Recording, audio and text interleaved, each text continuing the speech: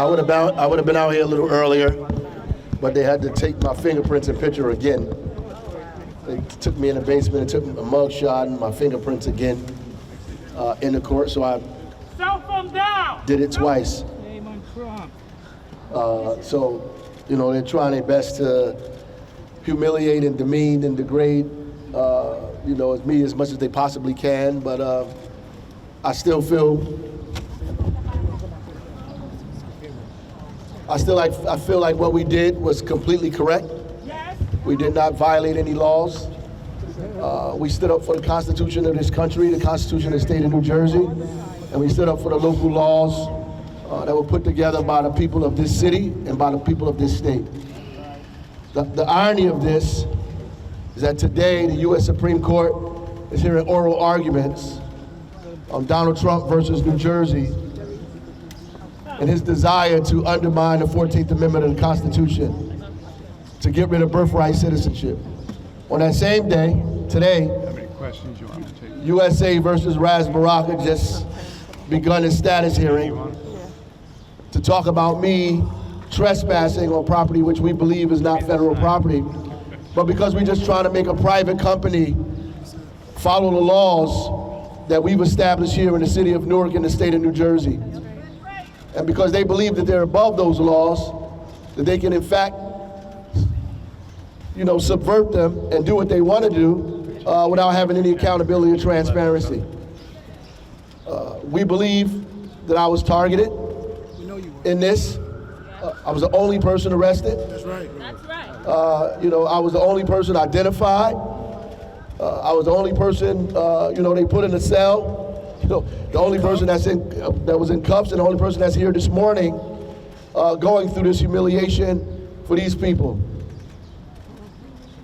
The real bizarre thing about all of this is that we are fighting about a document that was created hundreds and hundreds of years ago.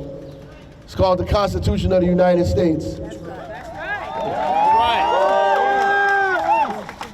Which gives everybody due process, no matter who you are, no matter what language you speak, no matter what your background is, what your gender is, or who you decide to love. That the Constitution protects everybody once you step foot on this soil, once you reside in this country, whether you document it or not, the Constitution protects you. That's what separates this country from every other country around the world. That we all have due process. That we all have the ability to face our accusers. We have our day in court. That we have a trial by jury. That we're innocent until proven guilty. And that our persons and our paper and our property is secure and protected by the laws of this country. And you cannot just subvert that, undermine that, disregard that, simply because you want to. I don't care who you are. You don't have the right to do that. You don't have the right to identify people based on their nationality, their race, or their language, and say that some people should be treated by the laws of this land and other people should not. This is wrong, it is unjust, it is undemocratic, it is unpatriotic, it is un-American. This is not about specific people. It's not about specific people. It's not even about me. This is about systems that were put in place to protect all of us, every last one of us. And there are individuals who want to ignore that or pretend that doesn't exist and create a problem where we believe that we are each other's enemies. So you have people who say, how is this our fight? And they ask me, Mayor, why are you protecting immigrants? Well, and I've said it repeatedly over and over again, if you're not from the Choctaw Nation or the Lenni Lenape, if you're not a Cherokee or Apache, then somebody in your family has come here undocumented. And if you are from the lineage of those people, then your status in this country is because you were born and naturalized in the United States. This is just a fact. And I'm going to tell you another point of history. This is a moral moment for us all. When Irish Americans came here, they were subjected to similar treatment. When Italian Americans came here, they were criminalized and subjected to similar treatment. When Jewish Americans came here, they were identified and subjected to similar treatment. But we know when black and brown working people in this country are subjected, our treatment is a little bit worse sometimes. And so what's happening here, they're targeting not just immigrants, but black and brown immigrants. As we watch these people take away temporary protected status for hundreds of people and send them wherever they want to send them, even places that are not even the country of their origin. And then take a plane to South Africa and bring Afrikaners here and say that they should provide safety and shelter for people in a history of what we know is apartheid, known as Jim Crow for us in America. This is just a fact. This is just a fact. And we have a right to say something. Now, I wasn't down there, no matter what they say, I wasn't down there protesting. But guess what? People who were down there protesting have a right to do that. They have a right to do that, and I have a right to talk to them. And I have the right to be in alliance with them. And I have the right to protect them. I have a right to speak on their behalf. The Constitution allows them, affords them a right to redress their grievances. That's just a fact. We cannot arrest people simply because they disagree with us. We cannot target people because their political views are separate from ours. We cannot subjugate people, take their pictures, mugshots, and fingerprints because we believe that somehow they're opposed to our position. That, ladies and gentlemen, is authoritarianism. That's what it is.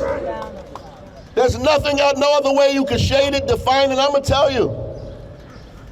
We had to wait to drop that video to show that I walked in there, but many people here had pictures and videos. You saw it. I'm gonna tell everybody else that the Constitution also protects the freedom of the press.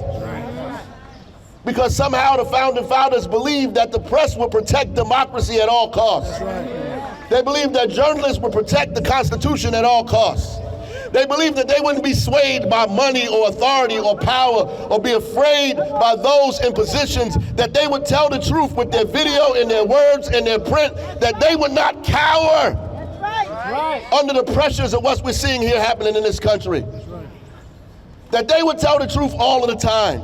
And so it's our duty and our responsibility, all these cameras that I see, all these people that are writing, to tell the damn truth.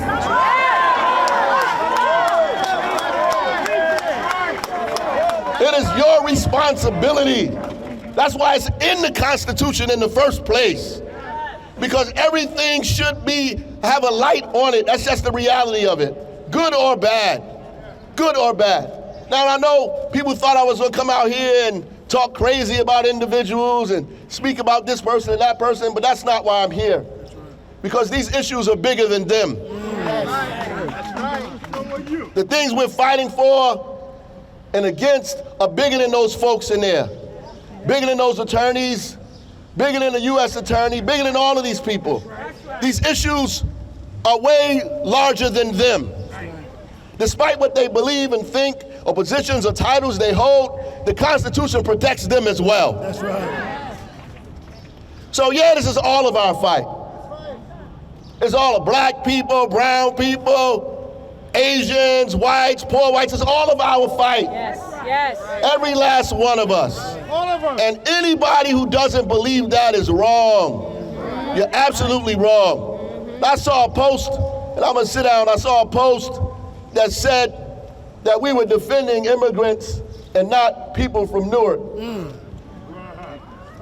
But that statement is an oxymoron. Because immigrants are people from Newark. That's right.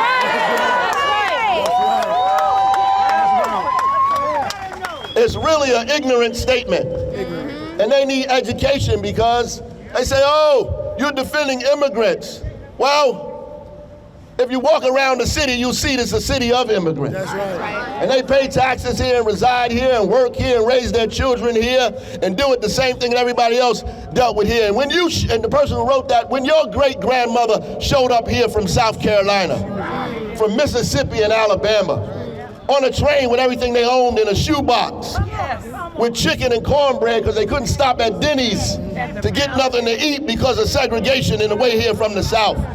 When they showed up here and washed other people's clothes and shined other people's shoes and cleaned other people's kitchens and took care of other people's children just so you could write this thing that you wrote on Facebook this morning. Shame on you.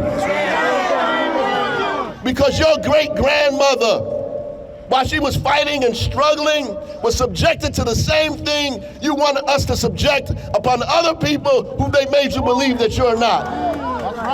This is wrong. It is absolutely wrong. These people benefit from keeping us divided. They benefit from keeping us divided.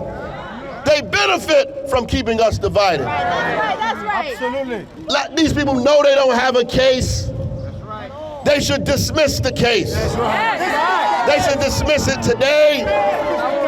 We're sitting there talking about where they should dismiss it today. Get rid of it now. It is silly, it's petty, it's unlawful. Get rid of it. You should not have it. You're not going to pressure me with this case.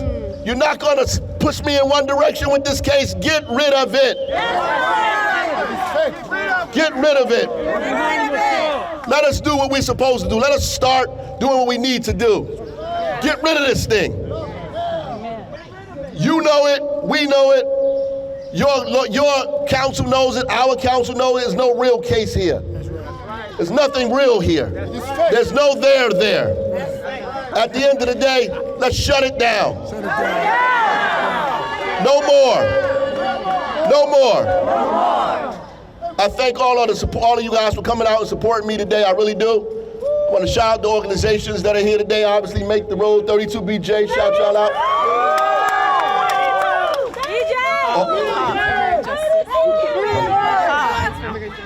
New Jersey Alliance for Immigrant Justice is here as well. Want to show People's Organization for Progress. All of the other elected officials that I see out here. I saw Mayor Mapp, Assemblywoman Tucker, other folks that showed up that day when I was arrested and showed up here today. I've always reiterated that, you know, they actually locked me up for real. They put me in a real cell. They took my pictures, interrogated me, all of that. Though the officers in Homeland Security treated me with respect and dignity, I always say that because I'm gonna give people what their due. But at the end of the day, I shouldn't have been in there. That's right. I shouldn't be here today. That's right. God bless y'all. I thank you for coming out here today. I appreciate you. Show me what democracy looks like. This is what democracy looks like. Show me what democracy looks like. This is what democracy